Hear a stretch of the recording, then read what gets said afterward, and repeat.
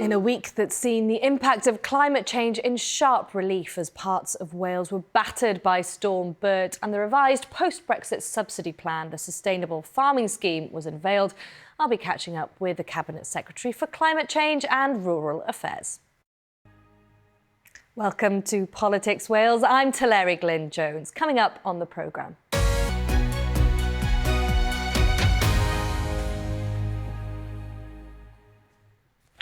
Sporadic, good morning. It's been a busy week for the man in charge of climate change and rural affairs in Wales. Flooding, farming and coal tips have dominated the headlines. A little earlier, I spoke to the Cabinet Secretary and Deputy First Minister 01Dec2024 and began by asking him what extra funding the Welsh Government need to support those affected by flooding. Of tip slide as well, it absorbs rapidly. So the message is you can't save every property in Wales. Floods were supposed to be a once in a generation. Here we are 5 years later. House as well. Sorry to cut across you, but are they sufficiently funded to meet 200 jobs? They're having to restructure, and at a time when it seems like they're needed the most. We've been very specific with NRW. That record.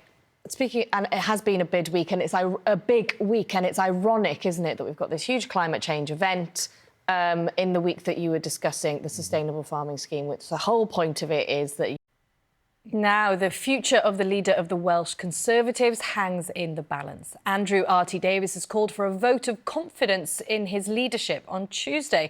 He's held the top position since 2011, despite a 3-year break in 2018. But he's recently attracted criticism publicly and privately from some of his colleagues over strategy and his social media posts. We asked the leader to join us on the programme, as well as a number of Welsh Conservative MSs. Nobody was available. But joining me to discuss this today is former Welsh Conservative Chief of Staff, Anthony Pickles. Thank you so much for coming in, or for talking to us and giving up your Sunday morning like this.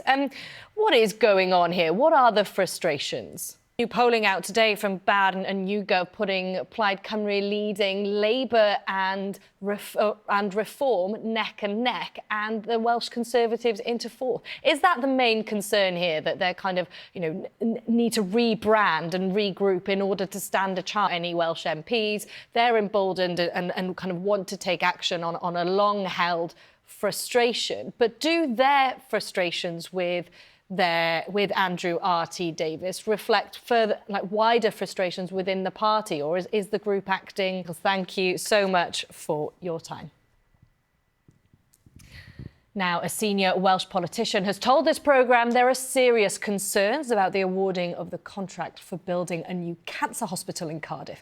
Adam Price's comments relate to the fact that one of the companies involved in building the new Velindre Cancer Centre and the parent company of another have been fined for bid rigging in Spain and Japan. The Velindre Trust says it has acted to the letter of the law.